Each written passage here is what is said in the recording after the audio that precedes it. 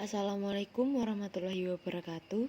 Saya Sarli Pramudia Wardani, NIM 126406212103 dari MKS 1C.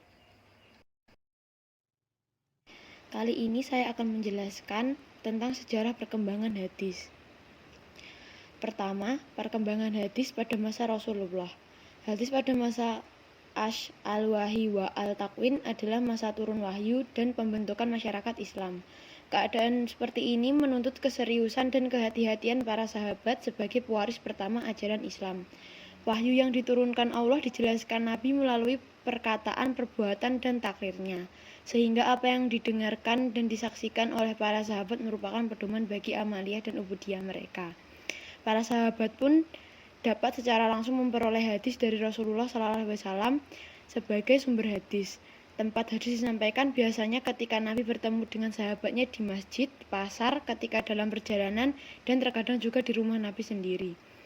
Respon sahabat dalam menerima dan menguasai hadis tidak selalu sama. Hal itu disebabkan karena adanya perbedaan di antara mereka dalam soal kesempatan bersama Rasulullah SAW dan juga soal kesanggupan bertanya pada sahabat lain, serta berbedanya waktu masuk Islam dan jarak tempat tinggal dari masjid Rasulullah SAW.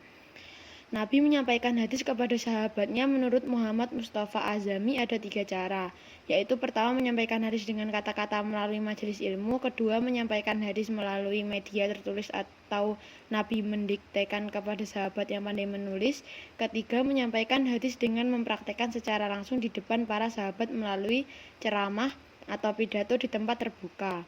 Pada masa Nabi SAW, hadis tidak ditulis secara resmi sebagaimana Al-Quran. Hal ini dikarenakan adanya larangan dari Nabi. Pelarangan Nabi dalam penulisan hadis tersebut secara implisit menunjukkan adanya kekhawatiran dari Nabi apabila hadis yang ditulis akan dicampur baur dengan catatan ayat-ayat Al-Quran. Tetapi ada juga pendapat yang diperbolehkannya. Kedua, perkembangan hadis pada masa Khulafaur Rasyidin. 1. Pada masa Abu Bakar Al-Siddiq. Abu Bakar Al-Siddiq adalah sahabat Nabi yang pertama kali menunjukkan sikap kehati-hatiannya dalam meriwayatkan hadis.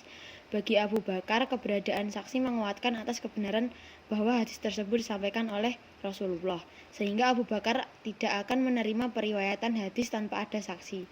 Selain faktor kehati-hatian, faktor lain yang menyebabkan Abu Bakar hanya meriwayatkan hadis sedikit adalah: pertama, Abu Bakar selalu sibuk ketika menjabat sebagai khalifah. Kedua, kebutuhan hadis tidak sebanyak pada masa sesudahnya. Ketiga, jarak waktu antara kewafatannya dengan kewafatan Nabi sangat singkat. Kedua, masa Umar bin Khattab. Sebagaimana Abu Bakar yang menerapkan kritik sanad, hal yang demikian juga dilakukan oleh sahabat Umar bin Khattab. Imam Ibnu Qutaibah berkata, Umar bin Khattab adalah orang yang sangat menolak keras memperbanyak periwayatan hadis atau datangnya sesuatu hadis tanpa adanya saksi, sehingga Umar bin Khattab memerintahkan untuk mempersedikitkan periwayatan hadis. Hal ini dilakukan karena umat Islam telah tersebar di berbagai daerah, mulai banyaknya orang berbondong-bondong memeluk agama Islam. Kekhawatiran terjadinya tadlis dan kebohongan dari orang-orang munafik. Periwayatan hadis pada zaman Umar bin Khattab lebih banyak dilakukan oleh umat Islam, karena Khalifah Umar pernah memberikan dorongan kepada umat Islam untuk mempelajari hadis. Ketiga, pada masa Utsman bin Affan. Dalam periwayatan hadis sepeninggal zaman ini, periwayatan hadis banyak terjadi dibandingkan dengan zaman sebelumnya. Meskipun dalam khutbahnya Utsman pernah menyerukan kepada umat Islam agar lebih berhati-hati dalam melakukan periwayatan dengan cara tidak meriwayatkan hadis yang tidak didengar pada masa Abu Bakar dan Umar. Utsman tidak mengharuskan keberadaan saksi sebagai syarat utama dalam penerimaan hadis. Selain itu, karena wilayah Islam telah makin meluas dan luasnya wilayah Islam menyebabkan bertambahnya kesulitan pengendalian kegiatan periwayatan hadis. Keempat, masa Ali bin Abi Thalib. Dalam masa akhir kekhalifahan Ali bin Abi Thalib, situasi umat Islam sangat berbeda dengan situasi pada masa kekhalifahan sebelumnya.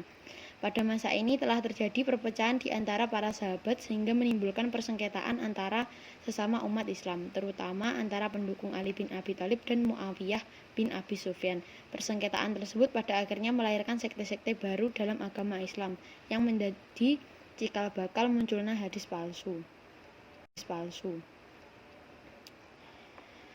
Ketiga, perkembangan hadis pada masa tabi'in. Selain para sahabat yang sudah banyak mengoleksi hadis Nabi, ada juga para tabi'in yang notabene-nya adalah para murid sahabat juga banyak mengoleksi hadis-hadis Nabi. Bahkan pengoleksiannya sudah mulai disusun dalam sebuah kitab yang beraturan. Sebagaimana sahabat, para tabi'in pun cukup berhati-hati dalam hal periwayatan hadis. Di masa tabi'in, Al-Quran telah dikumpulkan dalam satu mushaf.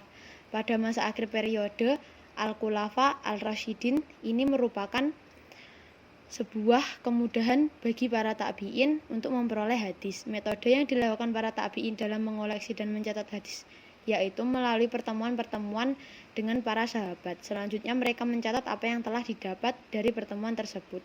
Ada beberapa kota yang dijadikan tempat pusat pembinaan dalam periwayatan hadis, yang kemudian dijadikan sebagai tempat tujuan para tabi'in dalam mencari hadis. Kota-kota tersebut adalah Madinah Al-Mawarrah dan Mekah Al-Mukarramah, Kufah, Basrah, Syam, Mesir, Maghribin, dan Andalusia, serta Yaman dan Khurasan. Baik, itulah penjelasan dari saya mengenai penjelasan tentang sejarah perkembangan hadis. Terima kasih. Wassalamualaikum warahmatullahi wabarakatuh.